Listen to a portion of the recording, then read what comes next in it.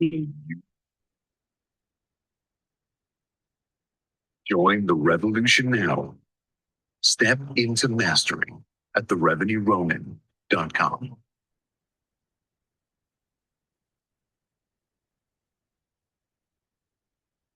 In a world of uncertainty, the Ronin stands apart.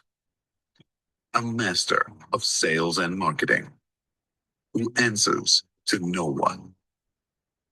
Forge your own path. Create your own success. 1,000 leaders, 1,000 Ronins. Will you be next? Join the revolution now. Step into mastery at therevenueronin.com. All right, welcome everybody. Thanks for being here. I'm still sick, no worries. We're gonna push through things here. Thanks everyone for being here. Really appreciate it. Our time is our most valuable asset, and so I appreciate you guys spending some time in the digital dojo today, the Revenue Ronin community. The mission is very clear. 1,000 Ronins focused on sales and marketing mastery. So thank you for Ben and Danielle and Timo and many others who are part of the ranks. Really appreciate it. And we have a really simple mantra here: discipline, data, results. That's the ethos. Everything we do is all about becoming a disciplined, data-driven operator. That's what it's all about. So welcome everybody. Please like and repost the space. Would really appreciate it. And we're going to be having a great discussion today about one of my favorite words, grit. Grit is one of my favorite words. And then, are you building trust in public? And so building in public, it really helps build and accelerate trust because, you become more relatable. You're sharing your story, your struggles, your wins, your losses, your vulnerability. You're being more vulnerable. You're being genuine. Like people become attracted to those types of people as, fellow builders, right? It's definitely been exciting over the last, 2 years and a couple months for me that I've been, really building in public on X and LinkedIn for that long.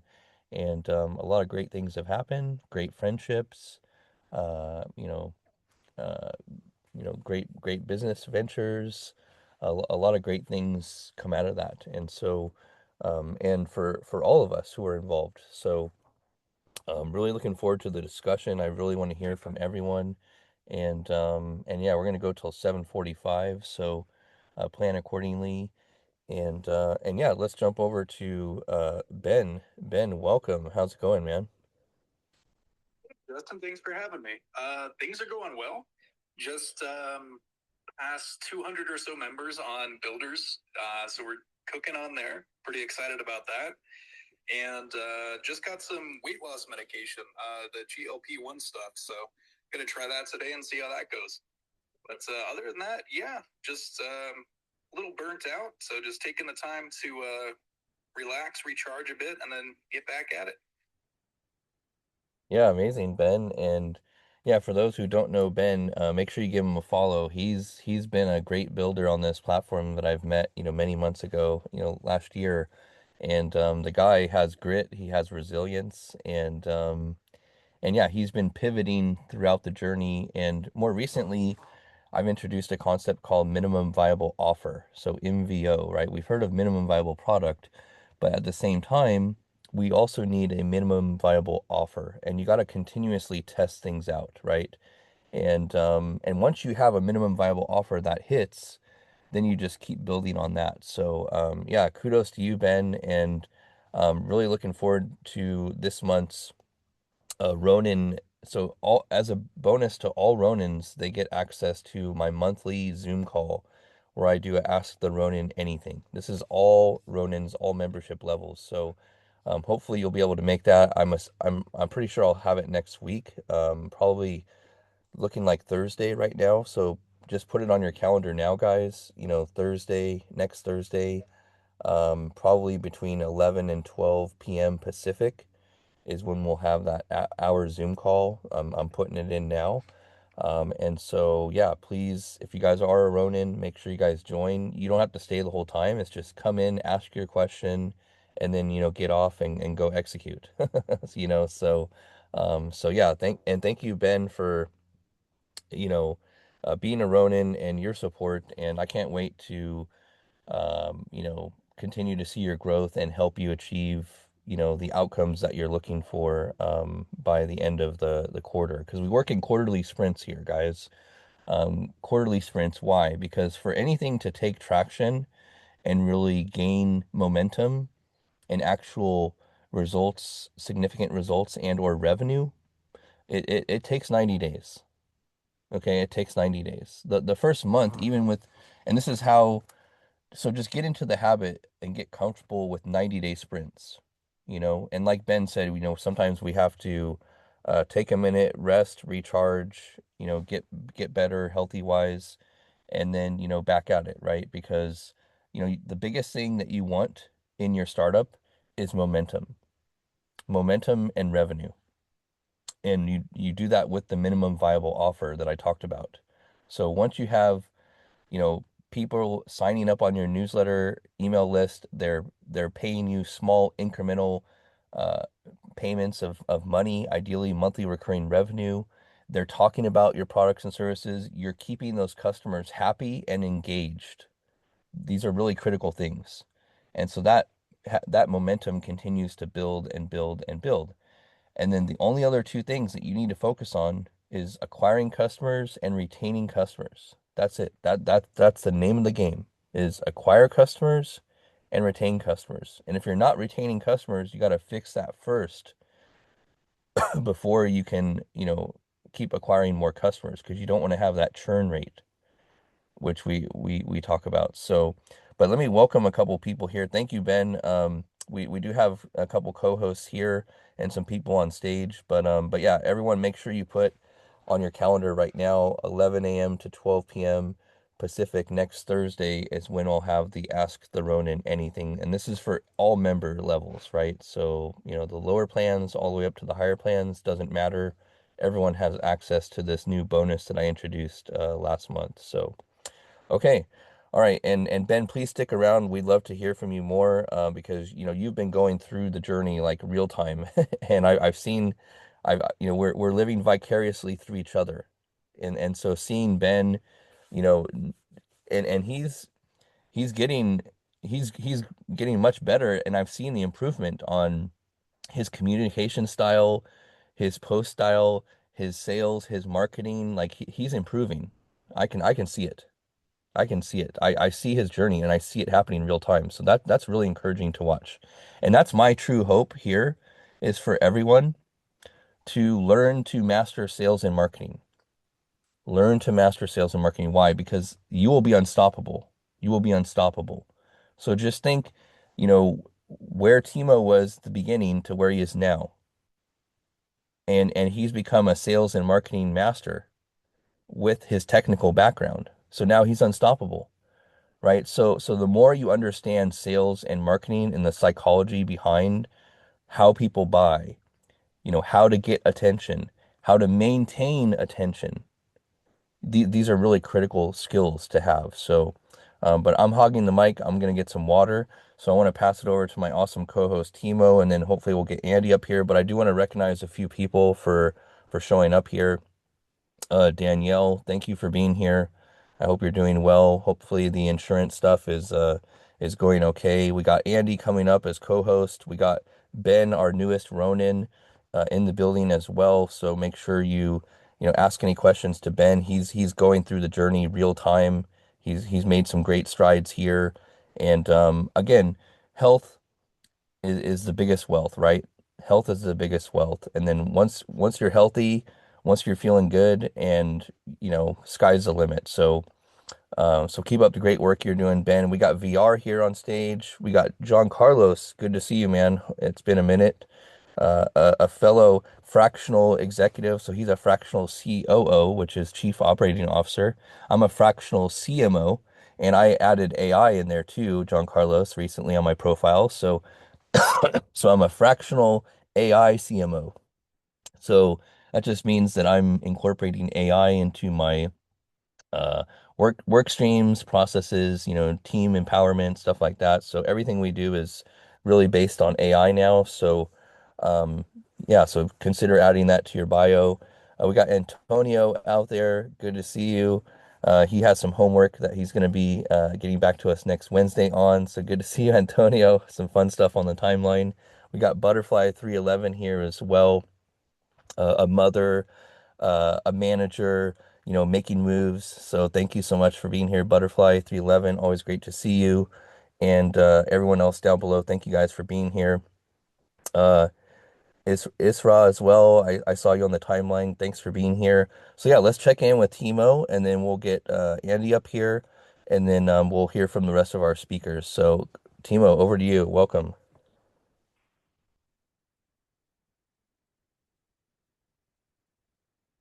Out before to the pickup and had my car on maintenance there, and then drove back, grabbed the dog, and now I'm taking the dog to a vet because she's gonna have another litter of puppies, so she has to go through some knee X-rays and eye examination before they decide if she's good to have puppies. But anyways, to the topic, grit. It's a great word. I love these kind of words.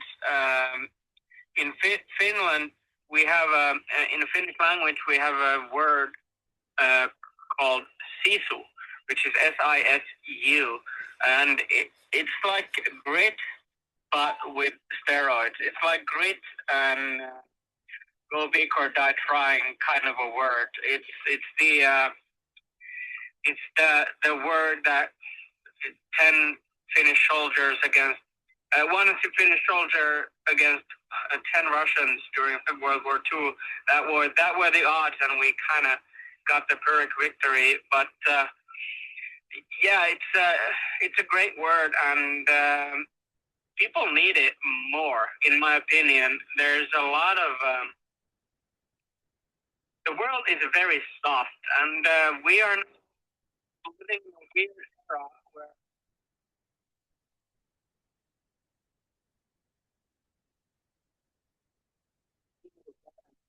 again hallucinations are kind of going bonkers thanks to the American president.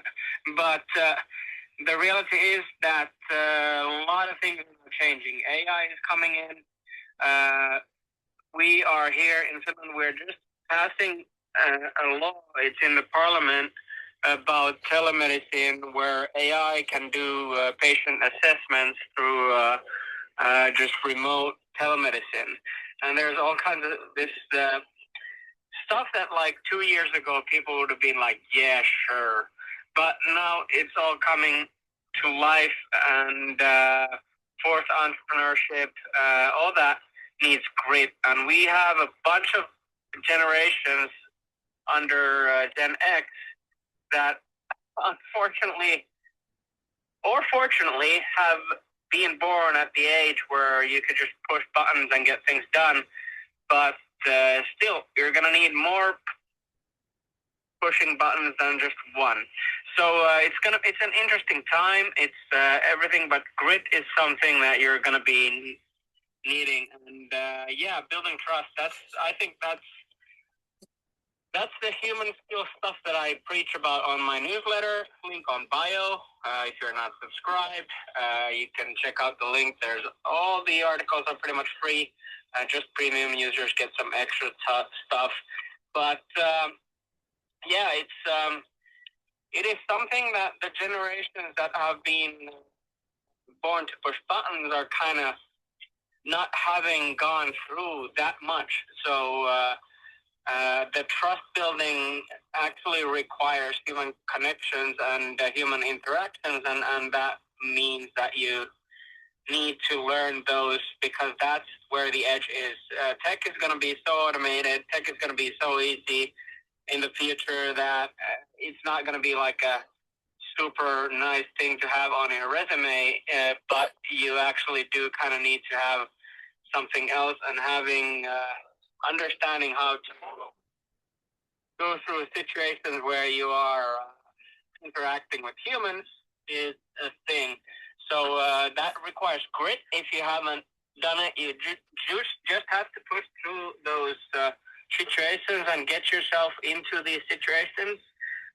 Been hearing Crystal and I've been hearing Danielle talk about it, just like throw yourself into the fire and see how it goes. That's pretty much the way. But if you want to kind of learn a bit ahead, you can definitely go and subscribe to my newsletter, which is amazing. Unlike every other person who has a newsletter, I'm subscribing to them all, and they're awesome. So, yeah, that's my little spiel. And I'm arriving to the vet station, so I'll have to check what's happening here. There's a whole bunch of people. So, yeah, I'll be listening. I'll be hopping back on when this is over. Yes. So, don't worry. Yeah, awesome. Thanks, Timo. Yeah, feel free to come on back whenever you can. And yeah, co-host spot is open for you. Of course, the speaker panel. And yeah, I do want to bring to Timo's point, there's an article that came out yesterday, Medscape. So health system sued over AI scribe technology patient consent. So this is going to be happening more and more. Okay, this isn't something that's going to go away. So, we've seen the writing on the wall. When you're mixing AI and healthcare, people's personal information, and then you're putting on top of that AI. So, it's a very sensitive, area. So yeah, it's just, mhm. Don't upload your stuff to Grok. It's just like a Palantir tentacle, so don't do it. Yeah. Tread lightly here, guys. Even when you're authorizing some of these AI browsers, for instance, we talked about Perplexity's browser Comet in the past, where it automatically wants you to fully authorize all your Google passwords for all your, accounts, all your account information into Comet. Now, I didn't do that. Some people did, and then fast forward a month after, there were some vulnerabilities. So, yeah, and I think Timo mentioned, or I don't know, I think it was Timo, or I heard it in the last day or two, that a lot of these healthcare providers have already no, you know who it was? It was Tiger Lily. Tiger Lily's comment yesterday. She said a lot of these healthcare providers unfortunately have already had issues in the past with security, and that's why they always send these letters out. I get them frequently, like, hey, your data was part of a breach, and so we're going to be monitoring your credit report free of charge for a year. Like this is happening more and more, right? So it's this new frontier that we have to be aware of, and we have to be. Of that letter, that is a multi-step sequenced attack to get your information. Here's how it works. They break into a system. The system then so they break into a bank. They know the bank has a agreement with whichever security privacy notification system. The bank pays the company that says we're gonna give everybody a year's worth of service to monitor their security. Great, awesome. 19 months or 20 months later, then the breach then attacks your shit. After you've gone for a year, nothing happened, you said, oh, nothing happened, I don't need to renew that system. The bank now has viability, liability, and coverage, and then the attackers wipe your shit out. Be careful of that. Seriously, that's like the oldest trick in the book. Well, no, this is an actual letter from Kaiser or Sharp or whatever, like an official. Tax big breaches are a 24-month or a 36-month attack window. Oh. They attack somewhere. They breach a system. They get all your information. The system is going to then instantly respond by protecting itself. The bank, the medical agency, the hospital, the big giant data system, whatever. And then they just hold their data. They don't do anything with the breach for more 18 months later, because it takes about 6 months for you to figure out all of the people go through and get all the cycle and the year of programming, and they get the year of protection 18 months later, and then on the 19th month, from that till the 36th month, that's when they attack with the breach they did 19 to 36 months ago. So are you saying everyone's been already breached on all of our data? I would say, I don't know 100%, but it's likely all of your stuff's already out there somewhere. Yeah, that's what Tiger Lily's point was. Yeah, from and she works in healthcare, and she was basically saying that, look, everyone's data is most likely already been breached. So yeah, Multiple times from multiple places. yeah, yeah. So yeah, yeah, well, welcome, Andy. Like, feel free to do your intro here. Sorry you had some trouble getting up here, but yeah, we're already hitting the ground running. uh, on the ITT on trust. So if you want to know my full in-depth structure on why I believe personal branding, why I believe spaces, why I believe human talking, fumbling, stumbling, stupid, interactive, interrupting kind of humanity is critical for trust, go back and listen to my talk on the ITT. I think it was in September of last year. I did about 45 minutes and then about an hour of Q&A on trust. And I went through every perspective of trust I have, the biblical view, the security view, the personal view, whatever. The bottom line is I can only be authentically me. All of you, trust me or not, it's your choice. And the only thing that I can do is be consistently who I am. That gives you a higher likelihood of trusting me over time than any other reason. That's the bottom line of trust. That's all it is, okay?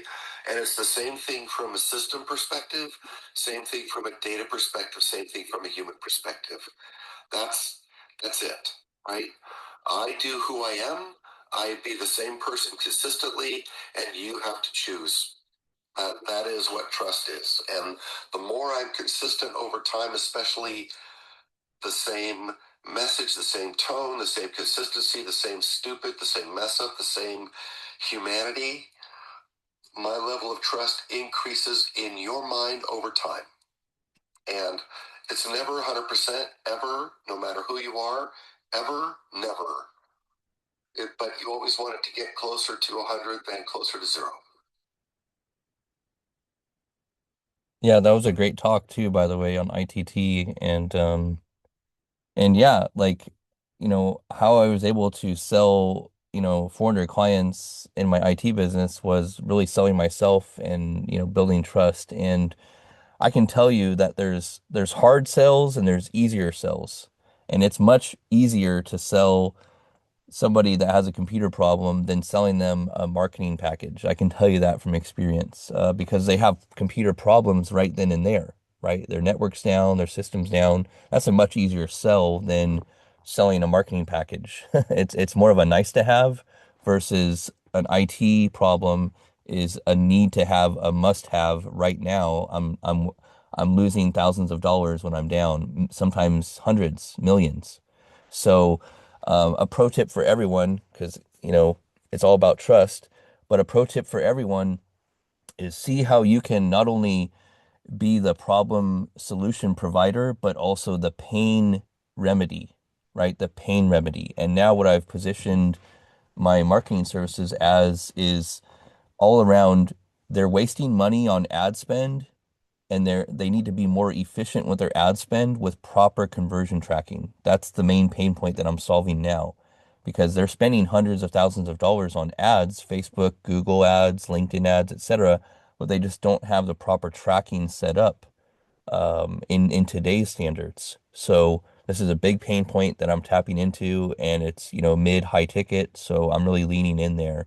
And so yeah, so good stuff, Andy. Thanks for being here. I'll get you up as co-host. I want to go to let's go over to Danielle, and then I want to go to John Carlos, and then VR, and then Alex. Welcome to the stage. Good to see you. I'd love to hear from you. And yeah, let's get through some of these speakers here. So Danielle, welcome. How's it going? Good to be here, everybody. Yeah. So we're talking about grit today. We're talking about building in public. We're talking about trust. Trust is actually my 2026 word with my sisterhood. I think I've shared that before. Restraint is the ChatGPT issued one for my business, and I shared that also. And I thought that was fascinating when I went into chat on your space a couple weeks ago, where you guys were talking about what's going to be the word, and chat gave me restraint.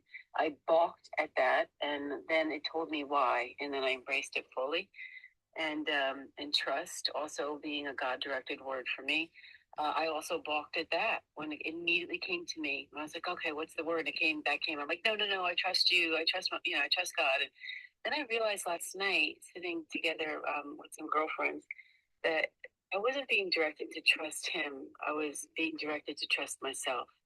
And it was kind of like one of these aha moments. You know, when you get these intuitive messages and they just land and you know they're right. But the building in public, I'm on that trajectory, as you know. I'm doing more and more speaking, and it really is becoming. It's like becoming a sprint. And I was on a conversation with one of the keynote things I was invited to do, and they said, "Okay, you've already been approved and vetted." And they invited me, mind you. I don't even know these people, and they're like, "You got to talk to the board in New York." So now I get on the board with New York on a Zoom yesterday. I'm like, "All right, guys, they're just trying to feel me out." And and they were like, okay, we want to go through logistics, blah, blah, blah. Do you interact with the audience? I'm like, yeah. And so, you build public trust by doing that. And they're like, are you going to ask questions? We want them beforehand. I'm like, well, it's kind of organic. They're like, well, we want to plant people to answer those questions in case there's a lull. And I'm like, okay, we're going next level. And then they're like, so what's your hype song? We'll have that down for you. I go, my hype song? They're like, as you enter the room and you take the stage, we play a hype song. We want the background. Do you have, a video like to get the crowd? I was like, okay, well, like Danielle has just jumped ranks here. Like, I'm doing some keynote stuff, but I was like, okay. I was like, is it time to get nervous? I don't know. No, it's time to get excited. Those are awesome things. I know. I have 4 keynotes, but like what they look like. Coming up, they're all different, right? Like some are in a crowd of just a couple hundred. You're in like, a big ass conference room maybe, or, like a hotel room. And so this is kind of next level. And I don't think what I said yes, and I'm not sorry I said yes, that I understood the assignment. And after yesterday's board meeting, I was like, oh, I understand the assignment now. Like this is much bigger than I thought. And, it's a stretch. And so that's kind of cool. But, I do think that it's all going to come down, and a lot of us on here do, in the world of AI, where we can perfect what we say. That's one thing. But when you're video and you're humanizing yourself, that is really where you become relatable. And then when you are doing that in public in front of people, that's where you really have the opportunity to build trust or lose it, depending on what it is you do. Right. But there's always eyes watching. It was interesting. You guys know, well, I know that both Justin and Andy know, like my husband's car was hit by a drunk driver. It was parked. Everybody's fine. And I posted on that on LinkedIn, and I wasn't going to. I was on a panel speaking, and somebody goes, oh, she's the WTF lady. This was a virtual meeting. And, she's going to tell us about this car. She had a WTF moment. I said, well, I'm not really going to talk about this now. And because it wasn't appropriate, there was no reason. And so later on, this woman says to me, oh, well, we'll see it on LinkedIn for sure with a WTF attached to it. That didn't even occur to me to put this on LinkedIn. And so I thought about it for a second. I go, okay, I'm going to put a business message. I'm sharing this with you because that message, that post went viral. I mean, it is standing now. It's like coming around the corner at 52,000 impressions. And I don't get that kind of impressions on LinkedIn, even though I'm very visible on LinkedIn, and that is my mainstay. But okay, who cares about impressions? What I'm going to share with you is the amount of DMs that I got and the amount of relationships and business opportunities I got on that post freaking blows my mind. 2 more speaking opportunities just based on that post, because what it prompted people to do was to look into who I am and what I stand for. So for the people that ended up digging into me and go, oh wow, I like her message, I like what she's saying, I'm getting business opportunities like a lot based on that damn post. Like, go figure. I posted on LinkedIn. I post that here. It's like 2 people go, yeah, it's cool. And so it's really funny where you're known, who knows you, and where things land. So what's my message? whatever, if you have something to share, share it across all your platforms. It was really interesting how it will, the feedback that will follow. And again, this is about building trust. This isn't about, getting more popular. I don't need to feed my ego. What I need to feed is my wallet. And so what I'm looking for is what are the business opportunities that are coming out of it. And that on LinkedIn has done incredible. LinkedIn is not a very friendly, I'm going to give you a comment place. And it just isn't. Sometimes you'll go viral, but it's scarcity galore over there. Okay. They're not doling out the love. They'll look at it. And maybe they'll even call you and say, hey, I love that, but they won't say it online. Who knows why? That's just LinkedIn. And yeah, that post, check it out if you're connected to me on LinkedIn. It's gone crazy. And I got 2 more speaking gigs out of that. So like what? And it was WTF wrecked the Ford.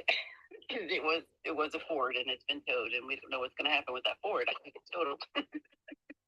Anyway, that for me, but building trust. I am very grateful and blessed right now to have all of this speaking business because that's where you build trust, in person and then obviously online second. So thanks.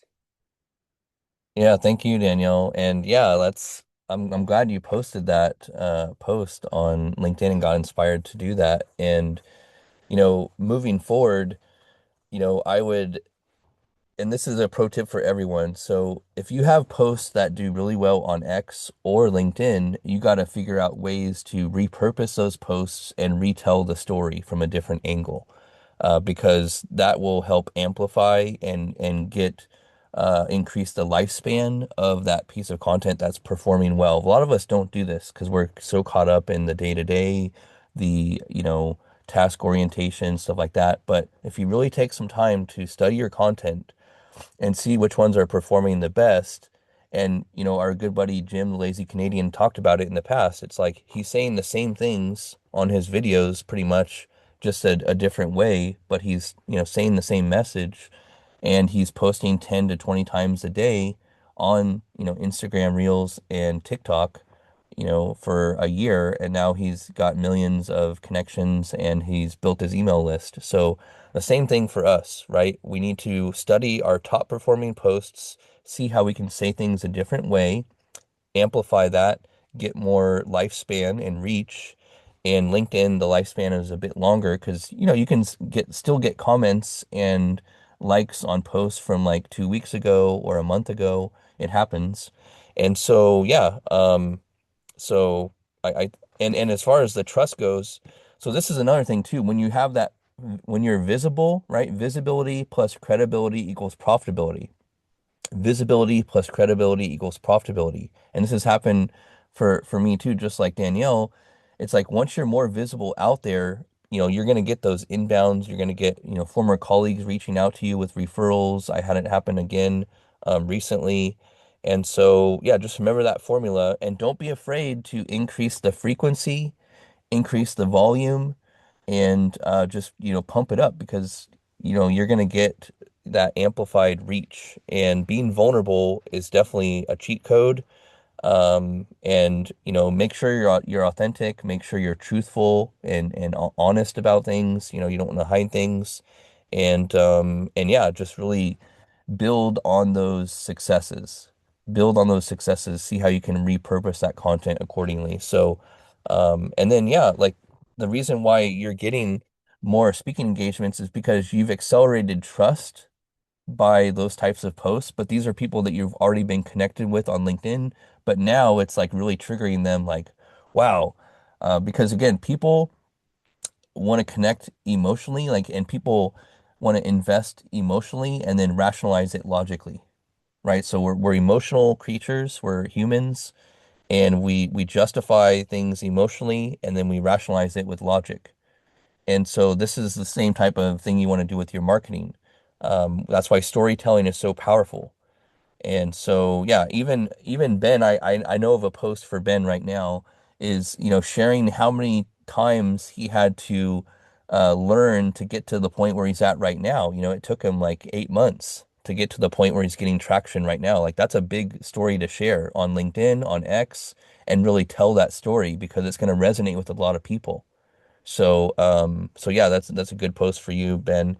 But yeah, welcome everyone else to the speaker panel. I want to get to some other hands first, some Ronins, and then I'll get to you guys. So, but yeah, let's check in with John Carlos. John Carlos, welcome, man. How's it going? It's going pretty well, man. It's going pretty well. I'm actually probably about to try to lay my son down for a nap here in a moment, but I did want to speak on something real fast. We've kind of talked about it, dancing around it for the last year and a half around the AI conversation. But there's a nice fancy term for it, but that I think everybody should look into, and a great researcher. So his name is Dave Shapiro, no relation to Ben Shapiro. He does a lot of writing and research on post-labor economics. And it's been something that's been heavy on my mind lately. Here we talk about forced entrepreneurship, and I agree with that, obviously. But post-labor economics is kind of the next evolution of that. And it's something that kind of actually seems viable in the next 20 years, realistically. But, let's just be modest and say 30 years. And it's just been heavy on my mind lately as I, see the playing field with AI.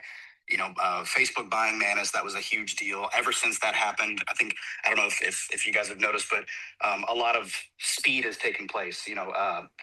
Anthropic, who was behind Claude, they ended up coming out with Claude Cowork, which, correct me if I'm wrong, is basically just Manus with different steps. Respectfully, Manus is actually built on top of Claude, and then I believe it's Quen, which is a model by Alibaba. So it kind of just made sense, but we're just seeing kind of in real time how the conversation around AI replacing jobs, I think it's always been overstated. If anything, I just made a post. It'll happen in industries, in silos, and it'll happen across the verticals and the horizontals first. And real massive adoption won't take place until like middleman industries adopt these practices and focus on AI first, like insurance, lawyers, anything where you're not directly interacting with the outcome and there's a middleman there. AI will eat those processes up, and then basically they act as vendors for all these other industries, and that's where the adoption will finally take place. Still a 10-year timeline, probably more than likely. But my point, and let me wrap this up, is I think it's interesting to now prepare for a world where what does it look like for us to not actually have traditional jobs and where the robots are doing everything? What do we do?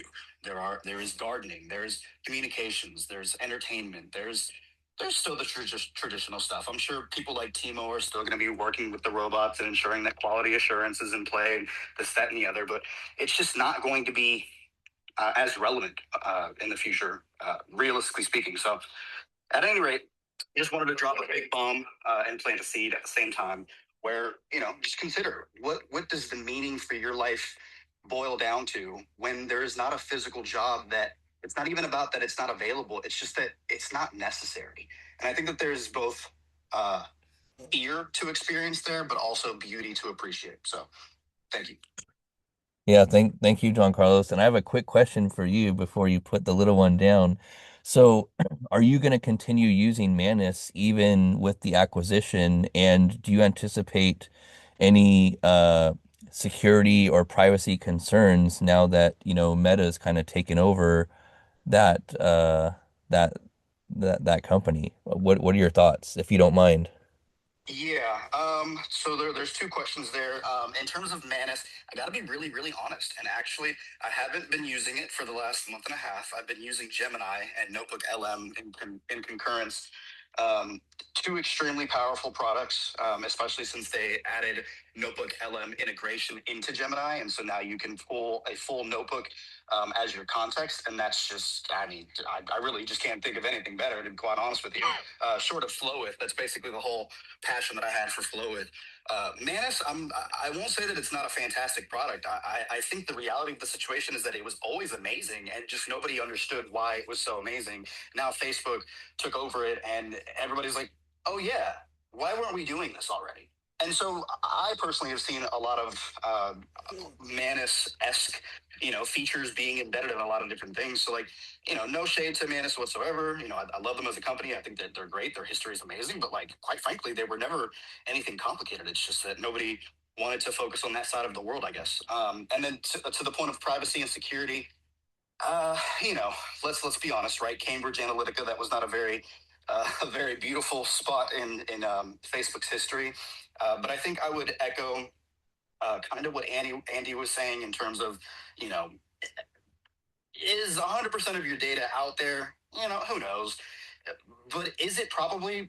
Yeah, more than likely. And so then for me, at the end of the day, it's just you should have your own hygiene practices in terms of security. Like, I'll wrap this up here. I'm heavy into Bitcoin. I keep my Bitcoin in a cold storage wallet that's air gapped. Nobody can access that. It's just the reality of the situation. If anybody stole my identity, I'm still okay. So, and as we move into the future, I think that most people are not cybersecurity experts. Hackers are cybersecurity experts. So the reality of the situation is that most people, even with the concerns that they have, they're going to remain vulnerable. And that might not be the best truth to accept or, you know, even promote, but it is the reality of the situation.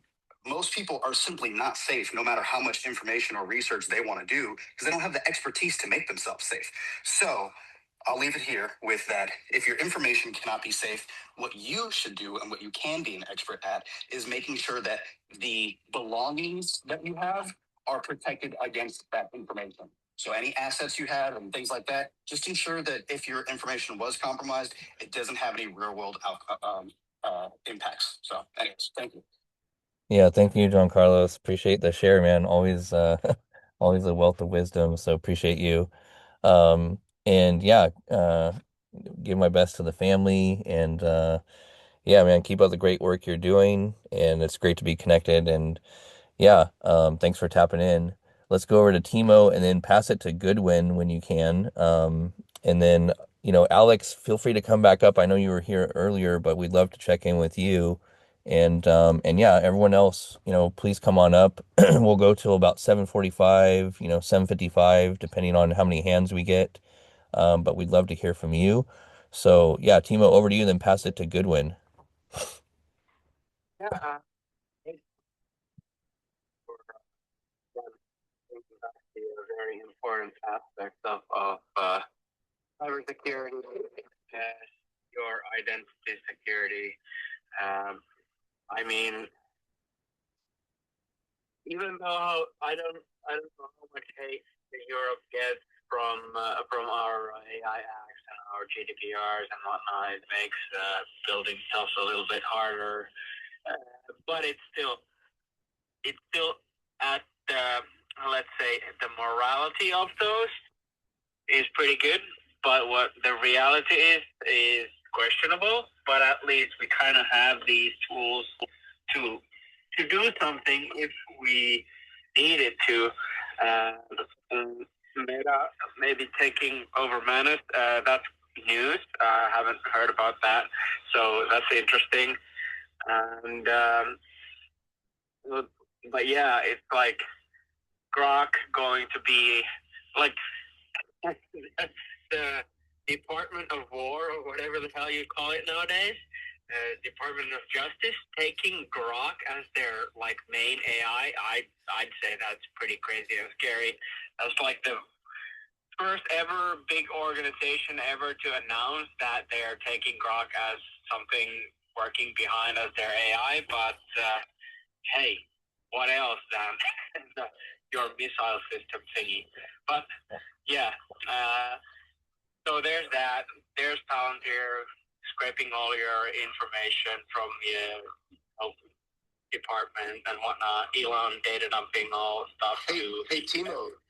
Hey, yeah. Timo, did you know? Did you see the announcement that they rewrote all of X in Rust and Python? They took all of the C++ and everything else out. It's all Rust and Python. They refactored the entire code base, and they're doing the same thing with XAI. Do they have it on the GitHub? The algo is on GitHub, but not the full X code base. Oh, okay. Yeah, I don't know. That was in Python, I think, for the longest time. But yeah, Rust is coming up fast, and Francesco Sheila is doing a lot of Rust stuff.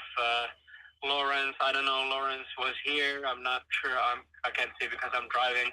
But I think he's a Java guy. might have touched Rust. So Rust is amazing.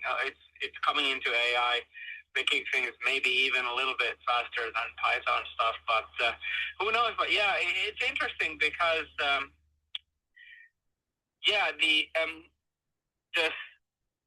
just the velocity of creating deepfakes and whatever believable things now is just so fast that for companies that are recruiting, you never know who's that person in that Zoom call, because it can just be an avatar, or vice versa. There has been scams where people have been recruited. They're given their everything, all the data and information and bank accounts and whatnot, that they have been like in an interview with people from companies that actually they knew what they were supposed to look like, and obviously they were deep fakes.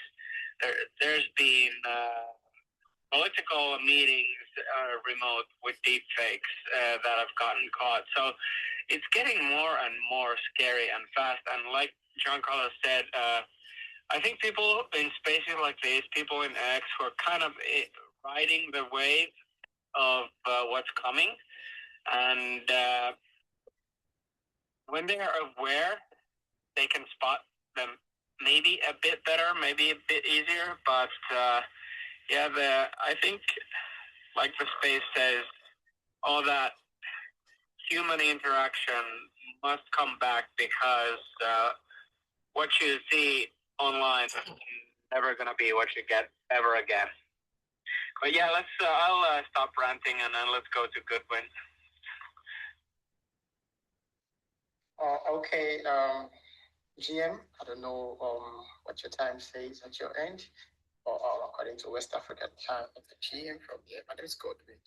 And I am a software engineer. So I'm talking about the topic at hand, how you build it in public. So, I'll take myself as an example. I heard Daniel talking about how he got some commendation from an ex-post and all of that. So that's trying to build in public. Same here, I'm actually at this time of my life where I am also trying to build in public, trying to tell the world what I can do, enough of staying in private. Whatever you think you can do, you just keep it to yourself until that big break comes in, and maybe somebody comes to ask you for maybe submit a CV for one company or another. So it's high time as people, we take advantage of the social media online to talk about what we do and advertise ourselves, market ourselves, send us messages, and try to get feedback from it. The major thing is this: it's not all about talking about what you do. Come online, write messages, post videos, and write new demos online. The major question is: are you able to? Will you be trusted for what you do when probably you are you're faced one-on-one with the job at hand? Are people able to trust you based on what they see you constantly do? That's the big question. You do certain things every day online. Come online, make a post about QA, how good you are, how you can test this, how you can test that, how you can reduce fund loss and all of it, how you can give user a very good experience. All of these are easier said. We're trying to build trust, but it's very, very important that when you're building trust in public, you're proving your reliability through visible actions, not just words. So people should be able to trust you beyond what you say, beyond those things you tell them you can do. Let it be that when you're finally being hired, what you said you could do is what you can actually do, And then I'm still going to talk a little about that word grit. If you've got grit, what it simply means for me is standing by your own words, standing by what you say, not saying one thing and not being able to defend it, standing by what you ship, even when people find flaws on what you said, or when people don't agree with you or something. stand by it. If they think you're not good enough, okay, that's fine. But you don't cheeky out. That's what I mean. You don't cheeky out and you don't try to shake, or try to cover things or try to cover things up. Own it. Own it. Own up to whatever you say you are. Own up to whoever you say you are. Own up to your responsibilities. Own up to your abilities. If you've told us online that you can build a workable system in 2 days, you better do. And if peradventure it's not really working as expected, own up to it. Own up to your mistakes. Own up to your flaws. Don't try to cover things up. When you try to do that, I think you lose trust. You lose trust. And don't say what you cannot do. It's very, very important. Don't say what you cannot do. And on a lighter note, I've been one a QA person online these days. I'm trying to advocate for the QA people. I feel QA the QA profession has been a bit so quiet that people now build products thinking they can do it all alone without involving the QA. And we've forgotten one method of shift left testing. When testing needs to be done earlier before to avoid bugs in production. But because the QAs have been so quiet about things, they don't talk about what they do. They don't try to build trust in the public. They just stay in their shells. A lot of builders now have just come to think that, you know what? I think I know what to do. I think I know what I want to do. I think I understand what I want to do. I don't really think I need a QA person here. I don't really think I need anybody to check. I don't need anybody, a third party to look at this thing. I just want to sound out to everyone that's listening. QA and testing is beyond finding bugs, is beyond hunting bugs. It's now we've gone past that, and we've gone into risk-based testing. We've gone into risk management, and when you're building up your product, whatever you say your product wants to do, you should be able to, be trusted for it. And when maybe an user begins to see some certain things from your product and they lose trust in you, no matter what you come out to say again, it might be very difficult to rebuild trust. My name is Godwin, and that's my take for now. Thank you, guys. Man, Godwin, man, thank you so much. Man, a lot of gems there. I want to expand on a couple really great points you made. So testing and QA. So I don't care what department you're in, you even sales and marketing, we're doing testing and QA. So it's not just tech. Okay, this doesn't just apply to tech. This applies to all departments now. You have to do testing and QA, especially if you're incorporating AI into any aspect of it. You got to trust but verify not only the code, but also the processes. And I always go to people, process, and systems in that order, right? That's the order. People, process, and systems. And we're doing it a lot more now in the sales and marketing realm. And so, yeah, a prime example is, we didn't test a full user journey before we duplicated it in another instance of a CRM system, for example. So I had to, do some coaching for one of my team members, like, he missed something. So, and I'm partly to blame too, because I didn't instruct him to do that. So we're both on the hook for that one. And owning your mistakes and owning and being accountable, so this is big too, and you hit on it about taking ownership. So yeah, the reality is, things are going to be missed. That's just the reality. So the quicker you can own it and then communicate to the client, be transparent, don't hide things. They'll appreciate you more, and that will accelerate trust even more because you have to be the true strategist that you are. And I find it's much more efficient to be honest and own it, own the mistakes, own the challenges, right? And then the other thing is, yeah, we already touched on the the QA part. So yeah, great stuff, Goodwin. Thanks for contributing to the conversation. Really great points you made. Let's jump over to another builder, Alex. And Alex, welcome. How's it going, man?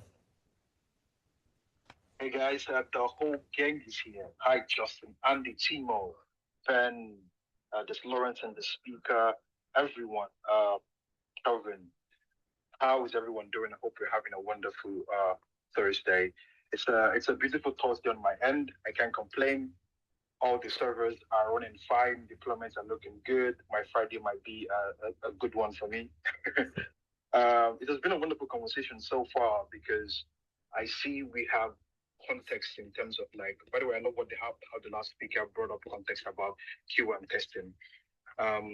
It's one of the things we also discussed at my team this year because we had a discussion this year in terms of like how we're going to be upskilling our development processes and how the management is now requiring the developers on my team and even I as a senior dev to take on some roles in terms of like poor quality management controls. And this is one of the things we discussed because we, as much as we work, we do not want to outsource that role to a QA person, which might sound like Gordon going out of job, but we are putting in place scenarios whereby that edge case will be reduced, which is like handling edge cases while you're pushing your development in terms of like pulling products in and then product review and just seeing that in general. So it's a wonderful conversation because it was lengthy throughout the first week of January and second week, and we're iterating how this cuts across the front end dev and obviously the back end dev on my side, which is why I said it's interesting.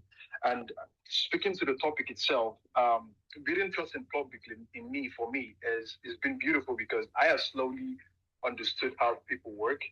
And because last year I became a solo founder, right? So I have that experience now. I think with 1 year in my belt, I can speak about my own personal experience and how it feels to actually put products and projects in public. And I think it's more of building slow. I would say is steady process is always is always a key thing because it builds credibility over time, right? And it's not just about building or engaging or vibing. It's my own definition. I think it's about consistency and proof, right? And over time, that trust basically grows because it becomes a pattern, right? And without visibility, you can't get trust. So at the same time, while you're building trust, make sure you add that visibility to it. That way, you're building slowly, consistently, and the visibility and the slow progress comes together and then gives you something viable. And that might look like 3 months to 4 months before you can have or establish a single person who can actually rely on your product and say, okay, this works. But that's not a problem. And one thing I've found out is that effect actually compounds. And it compounds in the sense like when it picks up dramatically, it goes from you just making a single post to a couple of people using your product, and then you log into your private cloud or whatever hosting services you're using, and you see your database increasing from 30 to 35. Actually, you're now, of course, users of AI developer, which is nuts. It's actually nuts. So it's a slow process. I think it's beautiful. I think it's ugly. I think it requires the dirty hands to actually reach out to people, spread your word, say exactly how you feel, accept feedback, right? Know that sometimes feedback, splitting half of your income to put in your personal hustle because if you're reviewing in public, believe you me, it's going to need source and funding. And all that aside, the consistency is what keeps it afloat. Even if 1 month or 2 months you are taking a dip, it doesn't mean the third month is not going to be uprise. So that's my feedback on getting grades and building in public. And I'm going to end with this. Godwin, I think that the Q&A is not going to be it's a tricky situation to be a QA person right now. Why? Because the way I see things moving is not to put scare in anyone's mind, but there are already systems in.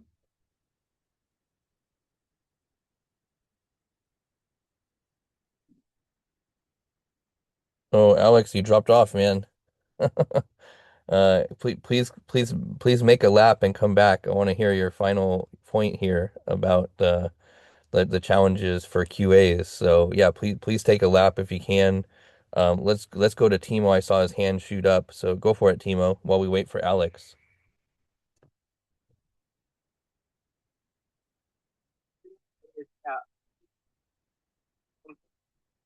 thing happen. The first time I've seen developer team, we have a technical and so-called former manual Q&A person, and he has, I think, Cypress and a bunch of other things that you use for testing, depending on the frameworks that you're using. They already have agentic AI that can do like 90% of the technical QA, and even like do the robotic what let's say scraping bots would do, so they do click and stuff. And you can tell those agents to try and break stuff, click, insert wrong things into wrong places, and do this and that. So it's basically a lot of the thing that required a lot of like super hyper specific understanding of the code base. Now the agents live within the code base and they can do a lot of the testing. Sorry, Alex, for stealing your thunder, but I have just seen that first time. I have seen, because I've because I work in the cybersecurity department also. I do purple teaming, so I do manual testing. I try to break our things and break into our things a couple times a year. But the reality is that now that I've seen that person just run that agent, and it did like 2 days worth of work in like less than 30 minutes. So it's pretty crazy what's happening on that sector too. But yeah, Alex, go ahead and finish up. I hope I didn't steal all your thunder. No. It's good. It's perfect. I don't know. I think my ex is beating for some reason. And I'm really lucky as a dev, because in my 9 to 5, right, my company happens to be in bed with Google. So I'm lucky to jump on calls with Google cohorts. Google has a cohorts whereby their developers in-house, when they have sessions and stuff they want to share, they kind of like, it's a cohort, Google cohort. Let's say, for example, Justin and Google cohorts, they jump on a call, thousands of them. And I've seen these shifts happen, which is why I'm telling Godwin, like, it's sad, but there's so many systems in place now that would, like Timo just described, do heavy lifting in seconds. And as much as I am really, really adamant on adaptational process and what that would look like over the course of the years, I'm not going to also dismiss the fact that it is here. So also having the conversation around it and prepping ourselves most likely would help in how to then, if you're currently a curated dev, how to mitigate that process and how to obviously, if you have to reposition yourself. So yes, I agree. There are systems in place that will take your application and will crawl successfully and will ping not just I'm not even talking about pinging your IP. I'm talking trying SQL injections, trying dependency injections. I'm talking inline scripting, hooking it in, see if you can post a payload on your API request, trying to bypass your authentication, faking API auth requests and seeing the reactions, edge cases. Throttling, the one that's amazing right now is if you don't handle throttling as a dev, dumping multiple requests on your servers in seconds, and you see how your baby crashes down and goes so slow, you'll be shocked. So, so here to stay. Yeah, thanks, Alex. Really great points. I want to expand on a couple of things. So, steady progress, proof, and in public, right? So you mentioned like as long as you're making progress, you're showing your proof, and you're doing it in public, that's the name of the game. So steady progress, proof, and in public. And then this is another critical point, and then we'll go to Timo. So really make sure that you're finding out what people want, you're going and getting it, and you're giving it to them, and then you're charging accordingly, right? Because this is where you can have a big interest list, but if you have a minimum viable offer and nobody is investing in it, even if it's a little amount, $5, $10, $100, whatever it is, then you know that, okay, we have a minimum viable offer that's converting. People are willing to invest to, in my solution, which is big. And so again, find out what people want, go and get it, give it to them, and ideally get them to invest. And then sloppy success, this is a big quote, one of my mentors shared with me, sloppy success is always better than perfect mediocrity.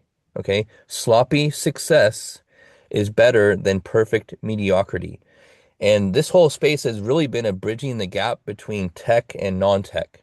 And I'm having reminiscent flashbacks to when me and Timo hosted like a big space and it was like 1,000 people. And that's really coming back right now because yeah, as you continue to build your business as an entrepreneur, a founder, you work in your corporate, stuff like that, you will know that as you bridge the gap between tech and non-tech, and I'm going backwards, right? So I used to be in tech and now I'm in heavy in digital marketing, but now guess what's coming back is my IT background, right? I'm integrating systems, I'm doing AI, all this technical stuff.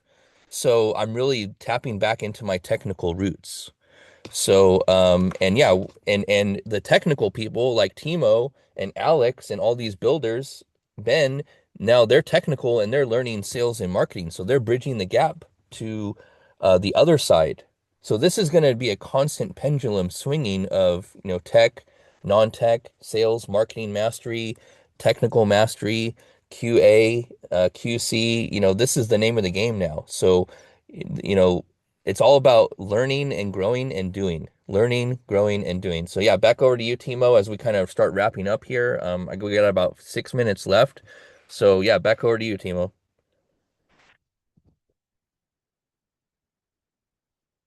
So, yeah, what Alex was saying, but also we do have to remember that, like Godwin, definitely has skills on the QA side of things. The good thing about the people who have learned tech before vibe coding and AI is that they know better because they have actually had to understand what's happening under the hood, and they are so much better when they get these AI tools because no matter what kind of an AI agent you have as your Q&A running technical QA or just like a manual bot type of scrape and break QA, if you don't know what to ask from it, it's still obviously you can pre-program it, but you do have to understand what the app is doing. You do have to understand how to exploit it. You do have to understand where the possible weaknesses are, and you do have to understand where you want it to fail so that you get those tests to fail as the testing weirdly does. So, people who are builders in the technical side of things, if you learn how to code actually before AI took over, you still have an advantage. Vibe coders are great. They're great builders, no doubt about it. But if you want to get to the nitty gritty, your prompts will be better. Your debugging will be better. No tool can still get to understand everything, even though they live in the code base now, the agents. We're doing a research paper for the government side of things on agentic AI, and today we were discussing on the research paper. One of the things was what is the tone of voice in that research paper going to be? Is it going to be like an optimistic and kind of a hype type of voice that we're going to be writing into it, or is it going to be like an objective, pessimistic? And these are the kind of stuff when we're talking about like government level, within the government, we're discussing where and everywhere we can deploy different kind of agentic AI, not like the LLM agents, but like real agentic AI. So it's coming, but there's a lot to think over, and as we're doing these type of research papers now, it's going to be like we're discussing things that how we're going to be addressing it to the public and people who are not, because remember, here we are at the tip of the spear because like 70% of the people in this world have not knowingly interacted with AI yet. So there's a lot of dark times coming in for the weird surprises coming in for people who have not really taken into even like 5 minutes to try out what these AIs at the moment can do, because remember, it's still the worst AI ever until tomorrow. So yeah, progress is fast. Let's try to ride the wave and enjoy the ride. Have a good one. Great space again. Yeah, thank you, Timo. Always a pleasure to have you up here. And yeah, thanks for grabbing the co-host. And yeah, a lot of great wisdom you shared today. Really appreciate it. Let's go to final word over to John Carlos, Danielle, and then Andy, and then I'll wrap us up here. Okay, thanks, guys. John Carlos, over to you, brother. Yeah, I appreciate it. I think on the note of grit and, kind of echoing some of the statements that I made earlier, 2025 was a really fast year. I know that we're all very aware of that. I think all of us have different professions, and so we may have different levels of awareness in terms of the speed at which the tech is being adopted and being developed. But I think every single person in this room at least has an inkling of like, okay, yeah, things are moving fast. 2025 was extremely fast. 2026, I think, is going to be 4x in speed. And so I say that to say this: the conversations have always been fear riddled and kind of exaggerative, where it's like the robots are going to take over and the AI this and the AI that. And what I say to that is I implore you to find the balance and try to identify the signal from the noise, because there is truth to these narratives behind all of the fear. And if you just cast off these narratives as just fear mongering, you will be unprepared when the realities are in front of you. And I say that because for me, it's really relevant because my son is 10 months old, and I'm in real time as a first time father, seeing life just from a different angle, right? And so, Justin, Andy, Timo, you guys are probably like, oh, join the club, right? But like, it's extremely relevant for me because every day I wake up and I think of life from the lens of what will things be like when my son Lucian is 10 years old. And the first thing that I thought of was that, he had an AI friend, and I won't like that, but it won't matter if I don't like that. That will be the normal for his age at that time. And so I'll leave you with this, and sorry, this is a very long final word. The world is vastly changing, and I think it's just a benefit to yourself and to your family to be wise to what is changing and try to get ahead of it, because sci-fi is no longer sci-fi. Thank you all. John Carlos, it's going to be 5 years and he's going to come up, Dad, all my friends have AI friends. What the hell are you guys doing? That's always, every one of my friends have this and that. That's the argument. You are just douchebags. You don't want to give AI friend to me. Daddy, you are naughty. Give me my AI friend. Yeah, he won't be allowed to. Thank you for that. Oh my gosh. Oh man. The future is here. Wow. Yeah, thank you, John Carlos. And glad we were able to accommodate your final word, man. It's always great to have you on stage. So, all right. Well, Danielle, final word over to you, and then we'll go to Andy. Laughing because John Carlos thinks he's in charge. Welcome to parenthood, and buckle up, buddy. You're not. Who knows what it's going to look like? I mean, collectively, what I'm hearing from this space is like, this is happening, and what it's going to look like, we'll learn in real time, right? Because it's fast paced, and it's about just not being fearful of it, right? Just embrace it, remain curious. I always say curiosity is a superpower. And, just quickly, Timo said something about under the hood, and he's talking about systems, and he's an expert in that space. I am not.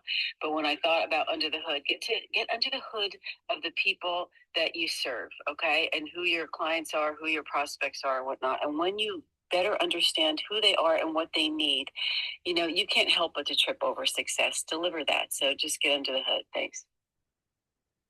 Yeah, thank you, Danielle. Always a pleasure to have you. And yeah, have a great rest of your day.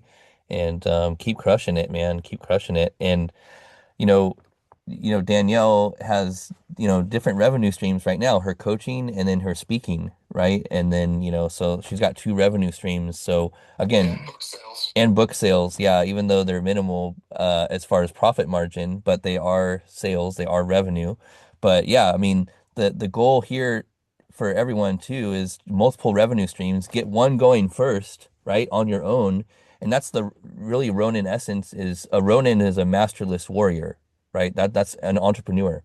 And the quicker you can start building your own revenue streams, the better. And it's yours, it's your baby, right? It's your baby. So even if you work in corporate, that's great, but you got to build your own thing at the end of the day. You got to build your own thing. And Danielle's doing it real time. She's been on this journey for, 2.5+ years, like myself, and we're going through it real time. So embrace change, faith over fear, and be optimistic, right? Of course, for me, there's two types of people in the world. There's glass half full or there's glass half empty. And I'm a glass half full guy through and through, right? Through and through. It will always be the optimistic outlook. And that's just, how I've always been. Because what if you win? What if things happen? What if you make things happen? Like you can do that. There's nothing stopping you. So thank you, Danielle, for, all your great wisdom and shares as usual. Let's go final word over to Andy, and then I got to close this out. Well, trust is what other people think about who you are. You can say whatever you want, you can do whatever you want, but it's what everybody else thinks is whether they trust you or not. You get to choose if you trust everybody else or not either. So my advice, my strong recommendation, and my summons to everyone who wants to become more than who they are now is to be their true, authentic self all the time, everywhere, no matter what. Remove the masks. If you're older like me and you have been taught this is the way corporate works, this is the way you have to. So, yes, that's true. Be polite, be gracious, but don't ever be inauthentic. Don't ever say something stupid just to appease the masses. Only do what's true and honest to yourself. That is the only way to survive AI. And by the way, you cannot put the genie back in the bottle. You cannot overcome it. You cannot control it. You cannot do anything. It is a tidal wave that is going to overcome everything in your life. And the only way that you maintain your identity and your personality and your authenticity is to embrace it. Embrace the stupidest, dumbest part of yourself all the time in front of everyone is the only way to survive AI and become who you truly are. Because that's what is only going to be left. AI can already take the hundreds of hours of me, talk like me, and act way better than me. But it can never be as stupid and dumb and tell jokes like I do. Because I don't really show that part of it. Right? But that's authentically me. If you've heard the little jabs here and there, the little funny things, yeah, AI can't do that. And even if it could, it still can't be me. It can only replicate me. And replicates are not authentic. You have to be authentically you. Embrace the humanity. Embrace the imperfection. Embrace your uniqueness. Embrace the awesomeness that is you. That's how you build trust. It's the only way. There is no other way in the future, and it's a hill I'm going to die on. So, good luck. Yeah, ride that wave, as Andy would say. So, yeah, love it, Andy. Thanks so much for the hot take and the real take. Uh, at the end of the day, look, it's real people, real relationships, real results, real transformation. And yeah, that's what it's all about, and real revenue at the end of the day. So, it's all about, keeping it real, keeping it real. So, just remember, guys, great space. I want to thank everyone for taking some time out of their day and their busy schedules to contribute to the conversation. All of our listeners down below. Good to see you, Lawrence. Thanks for contributing today. And everyone else who contributed, really appreciate it. Just remember, at the end of our lives, we'll ask ourselves 4 simple questions. Did I live? Did I love? Did I matter? And did I make a difference? Until next time, keep making a difference. Build that mind, build that body, build that business, build that bank account, but most importantly, build that legacy. So stay hungry and stay humble. We'll see you at the top. And if you want to keep growing, check out the Revenue Ronin community. Prices went up this year. They're going to keep going up because of supply and demand of time. So get in now, lock in these low rates now. It's just going to keep going up. So we'd love to have you part of the Revenue Ronin community as we continue the mission towards 1,000 builders, entrepreneurs, Ronins focused on sales and marketing mastery. We'll be back tomorrow for in the Startup Circle group community at 6:45 a.m. Pacific for wins of the week. And why do we celebrate wins of the week on Friday? Because majority of business is losses and lessons learned, right? There are no losses. There's just lessons learned of what doesn't work. And we celebrate the wins because where's the fuel? It's in the wins. It's in the weekly wins that we keep track of and we embrace and we celebrate because that's what fuels us at the end of the day. So yeah, guys, thank you again. Make it a productive and profitable day, and I'll leave you with this final outro music. In a world of uncertainty, the Ronin stands apart. A master of sales and marketing who answers to no one. Forge your own path. Create your own success. 1,000 leaders, 1,000 Ronins. Will you be next? Join the revolution now.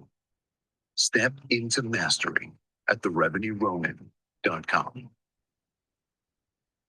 All right, keep crushing it, guys. Much love.